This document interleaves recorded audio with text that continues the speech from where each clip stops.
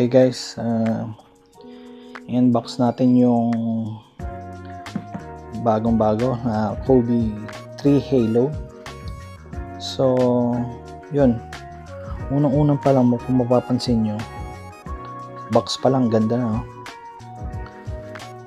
Napaka-premium na design.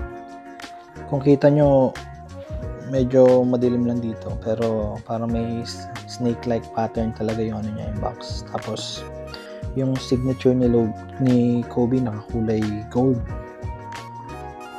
Ayan siya. So ito yung box niya.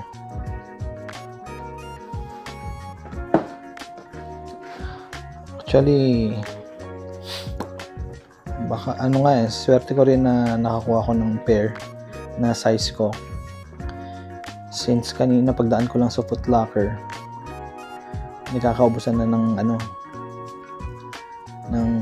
size na spare, kaya medyo mapalad tayo, napadaan tayo kanina sa. So without further ado, buksan na natin yung box. Yan, as usual makikita nyo yung logo ni Kobe yung sa pinaka wrapper nya. Actually nabuksan ko na kanina to, kaya may parang konting gusot. So na-fit ko na rin siya. So yan ito yung Kobe 3 Halo. So may kasama siyang pinaka tag na makikita mo yung composition ng sapatos.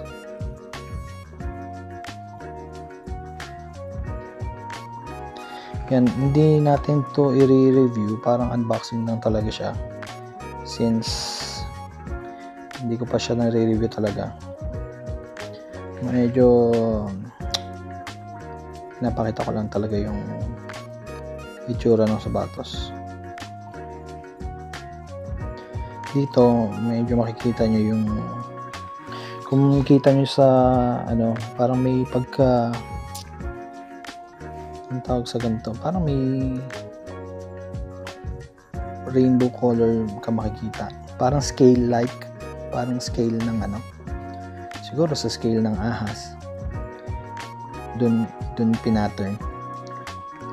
So itong pinakatali niya, basic yung niya, kasi since mga OGs na high cut, ganito naman talaga yung mapa hyper dunk pa nung So ito makikita natin dito, may 24 na nakalagay, tapos yung signature ni Kobe nandito rin.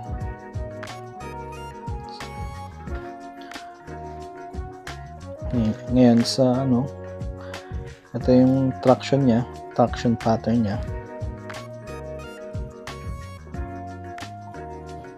Yun. Ang alam ko pagkakaiba nito, nadagdagan ng mga parang pinaka diamond pattern sa gitna. Kasi yung original nito parang wala siyang diamond pattern or square sa gitna. Lang siyang plain na parang diamond pattern lang siya. Tapos yung since Pro True to, yung mga herringbone patterns niya medyo mas makakapal kumpara dun sa original. Yun ang initial nakita ko dun sa comparison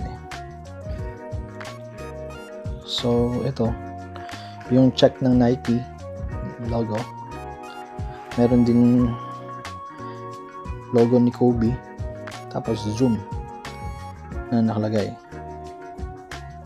Yun lang, basic lang naman ang Tapos nga pala hindi ko na same as nung dati, meron pa rin carbon fiber sa gitna. Yun yung pinaka itsura ng sapatos. Lang quick background sa kung bakit medyo special tong Kobe 3 sa akin. Kasi nung high school days ko, ganito, parang syempre Di ba, pagka mga kaklase mo may mga bagong sapatos, yun, nakita ko yung isang kaklase ko nakaganon, naka-Kobe 3. Parang ano ko nun, parang napaisip ako, sana magkaroon din ako niyan balang araw. So ayun, nung nagkaroon din tayo, inano ko na kaagad, kinuha ko na kaagad. Kahapon lang daw nirelease to sa Foot Locker dyan sa may ano, so sa may sa may Glorieta. So nung ano pa, 23 August. Hindi ko lang sure kung yun ang exact release date sa Pinas, pero yun ang sabi nung ano, or baka sa store lang nila. Yun, parang dream ano ko siya dream shoe, Kobe shoe.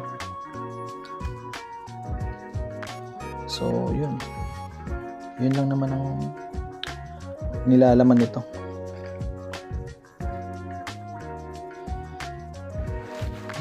Ito try ko to sa mga pickup games na sasalihan namin.